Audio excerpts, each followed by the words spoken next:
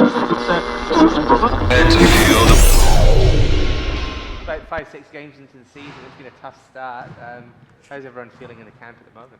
Yeah, look, we're pretty upbeat, to be honest. Obviously we're disappointed in that first game, but since then we've played a really good brand of basketball, and I think we're just at the stage now where we're trying to get over the hump and string a couple of wins together.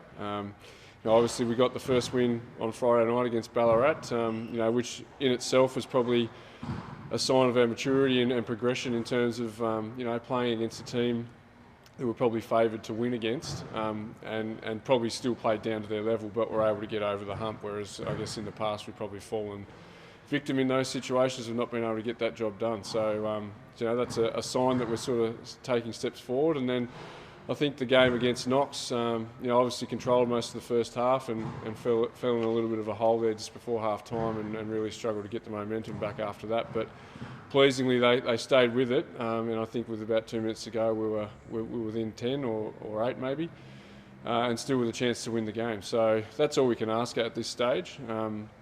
Obviously it's still a very, very young team. We've only got 3 players over the age of 25, and one of them is Paige, who wasn't there on the weekend. So still sort of learning how to get those W's, but we're playing a much better brand of basketball, and I think in comparison to this time last year, we're streets ahead of where we were. So pretty optimistic if we can start to string some wins together, what we can achieve later in the season.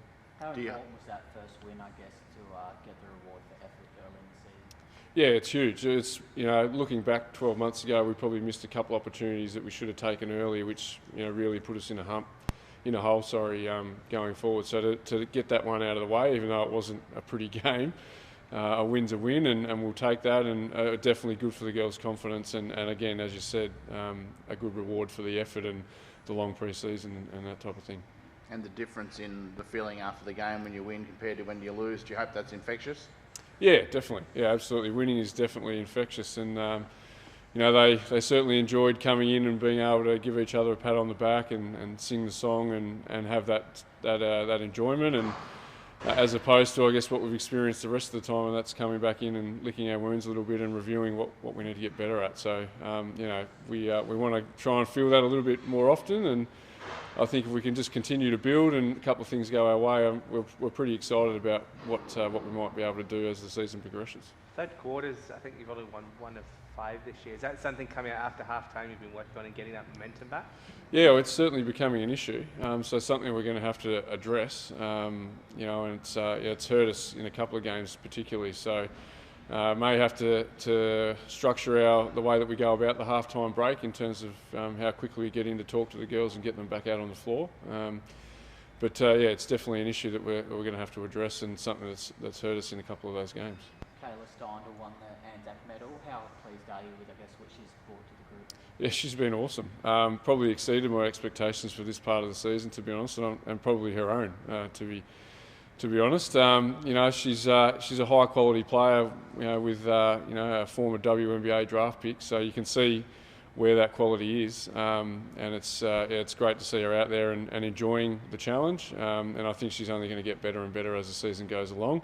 I guess the key for us now is not to put too much pressure on her, and she's obviously carrying a fair bit of the load at the moment, and probably playing a few too many minutes, but it's kind of what we're stuck with at the moment. But the plan is to sort of try and take a little bit of pressure off her and free her up a little bit, but couldn't be happier with the way she started the season. You're a young team, obviously. Are you happy seeing, I guess, the development that you're hoping to from the youngsters in the squad? Yeah, I think they're definitely taking steps forward. I think the next challenge for that crop of players is to start to convert that to scoreboard impact. Players like Zoe Banks, Leah Bartlett, playing some really, really good basketball. We're just not seeing the impact on the scoreboard, and for us to progress to being a finals contender, we need to start putting some more points on the board, and that's kind of where it's got to come from, whether they're starting or coming off the bench. Just a little bit more of a scoreboard impact, but I couldn't be happier in terms of the way they're applying themselves within the game, and getting after loose balls, playing great defence. Our offensive rebounding's probably been in the top handful of teams in the league so far.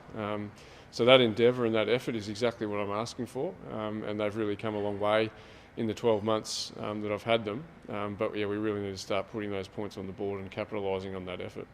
You mentioned finals there. Does that get spoken about at all in the group? How do you sort of handle that? Oh, look, it's definitely something you've got your eye on, and to be honest, like every team stepping out there has probably got that as their goal, and if they're not, they probably shouldn't be in the competition. So, you know, we're no different to everyone else, and it's definitely a focus in terms of taking that next step for our progression as a team.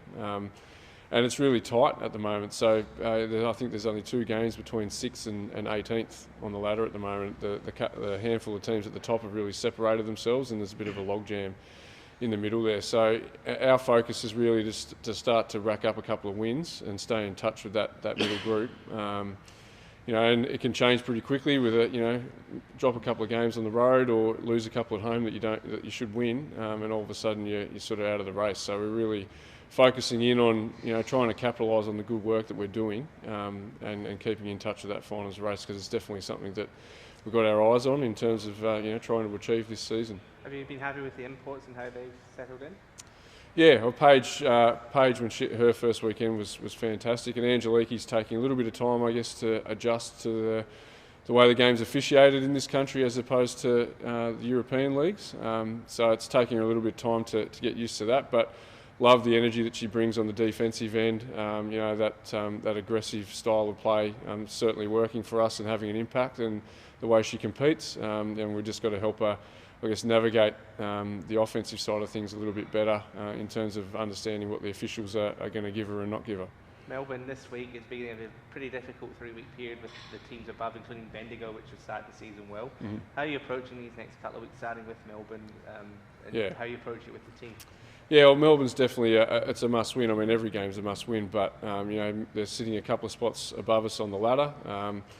Had an up and down start and had a really good win on the weekend against one of the better teams in Nunawading. So it's really important for us to come out and, again, as I keep saying, taking steps forward and turning that one into an almost good effort into a win. And it's definitely one that we sort of have to take care of this week if we're serious about you know, having a crack for the finals. And then, as you mentioned, you know, the following week it's going to be a pretty tough road trip with Bendigo and Nunawading. So it's really important to take care of business this week at home, and we definitely feel like we can do that if we can, you know, string together 4 quarters of what we put out there in the first half on Saturday night. Sam, Spencer Simmons and Nicky Metcalf for the Tigers, they combined for 47 points last week out of more than half. Yep. Went through them essentially. What's your plan for them to keep their scoring down? Yeah, well, we got to get tough with them, I guess, and play some hard-nosed defence and take away their space and opportunities. You know, Sam's an accomplished WNBL player, you know, young WNBL player now, starting out in her career there, and Metcalf, you know, has just returned from college, so they're both very high-quality players, and 2 that we've already, you know, started making plans for. But really, for us, it's about you know, playing that hard-nosed style of defence that we're sort of trying to hang our hat on, and if we can achieve that and take away their time and space, make their shot attempts difficult, they're always going to probably get reasonable numbers no matter how well we go against them. We just got to make it as difficult as possible and keep the others in check, and we'll see how we go from there.